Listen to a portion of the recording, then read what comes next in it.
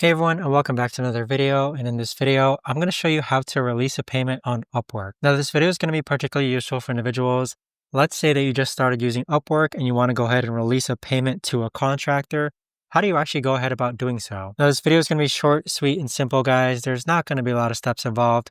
But in order to do this, what you're first going to do is hop onto Upwork. Next, you want to go ahead and click on messages. And so we're going to take, for example, our contractor here named Mohammed. So when a contractor sends you work, and if you scroll up, you're going to see a submission message that looks like this, where the contractor requests payment for the milestone. And all you've got to do is click on view details. And obviously you have to review the work and make sure that you're satisfied with it. But after you click on view details, this form should pop up. You just want to go ahead and click on pay now. But that right there, guys, is the best and easy to actually go ahead and release a payment on Upwork. If you guys know of a better or easier way to actually do this, let me know in the comments down below. I would love to know. Thanks so much for watching, everyone, and I'll see you guys all in the next video.